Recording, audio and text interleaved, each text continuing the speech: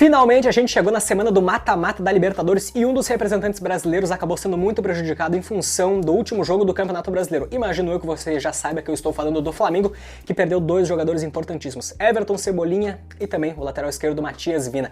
Por mais que eu fique muito sentido pelo Cebolinha, por ser gremista, toda aquela relação que ele tem com o clube, afinal ele foi campeão de Copa do Brasil, Libertadores, Copa Sul-Americana, estadual também, aqui pelo Grêmio.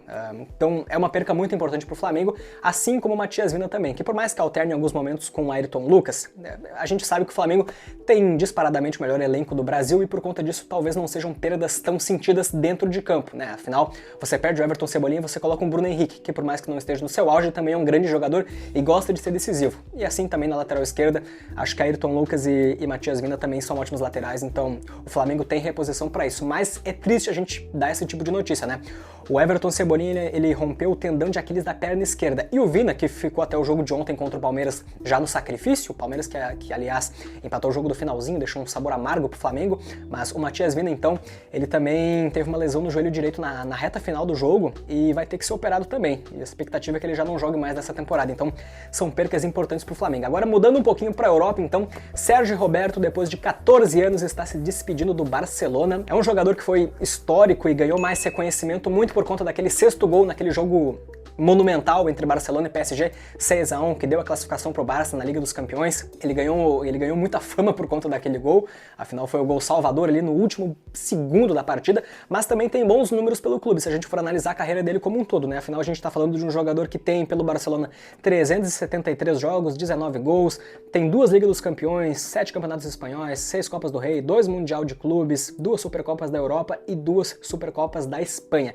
Então ele deixou de fato um legado no Barcelona.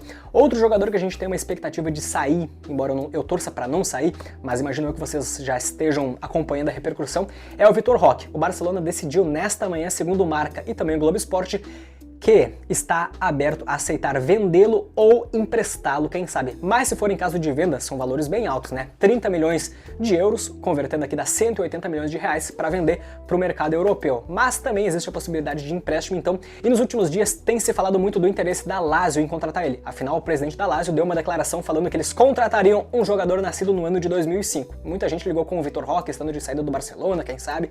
Então pode ser uma possibilidade. Embora, cara, eu acho que ele ainda vai ficar no Barcelona para essa temporada para ser aproveitado aos poucos pelo Hans Flick. Agora falando sobre o rival do Barcelona, Real Madrid, a gente também estava numa expectativa de quem sabe o Manchester City conseguir efetuar a contratação do Rodrigo, já que é um dos sonhos do Pep Guardiola, mas a coisa caiu por água abaixo. O Rodrigo não quer sair do Real Madrid nesse momento, ele fechou as portas para o time inglês. O Manchester City até estava no mercado à procura de um substituto para o Julián Álvares, já que agora ele está oficialmente no Atlético de Madrid, já tem até foto inclusive, e de acordo com o jornal espanhol AS, o Rodrigo, que tinha entrado nessa lista do Manchester City, acabou optando por ficar no Real Madrid. O jogador tem total confiança do Carlo Ancelotti, que já deu declarações inclusive falando que vai aproveitar sim um esquema com 3 atacantes, incluindo Vinícius aberto de um lado, o Rodrigo do outro e o Mbappé um pouco mais centralizado, atuando um pouco mais como um falso 9. Então o Rodrigo não tende a perder espaço no Real Madrid. A gente resta saber se ele vai ainda ter a mesma moral lá dentro do grupo. Mas agora mais uma ainda sobre Real Madrid, que também envolve o Barcelona, é verdade.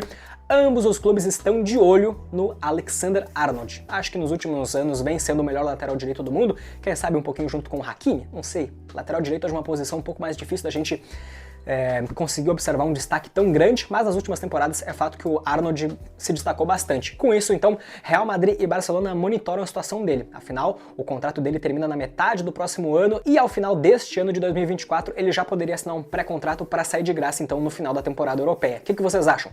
Eu acho que é um cara que agrega muito. Neste momento, o Real Madrid e o Barça, que são os dois clubes europeus que eu mais falo aqui no canal, eles estão bem servidos de lateral direito. O Real Madrid tem o Carvajal, que fez uma excelente temporada, e o Barcelona tem o Cancelo, que por mais que vez ou outra dá problema por ser um lateral muito ofensivo e acaba deixando um pouco a desejar, entre aspas, defensivamente, quem sabe seja interessante também contratar uma sombra para ele. Mas o Real Madrid, eu acho que precisa menos de um jogador como esse nesse momento. Para fechar aqui o vídeo, então, vamos falar sobre os jogos da Libertadores, que eu comecei falando no início do vídeo, mas aí comuniquei a você sobre as lesões do Flamengo, mas agora então vamos falar sobre os jogos da Libertadores que nós vamos ter. Nessa terça-feira temos Grêmio e Fluminense e também São Lourenço e Atlético Mineiro. Já na quarta a gente tem Botafogo e Palmeiras, eu não perco esse jogo por nada, e na quinta-feira a gente tem Nacional e São Paulo e também Flamengo e Bolívar. Quem que vocês acham que vão ser os classificados? Deixa sua opinião aí embaixo, não esquece também de deixar o like e se inscrever no canal. Tamo junto e até a próxima!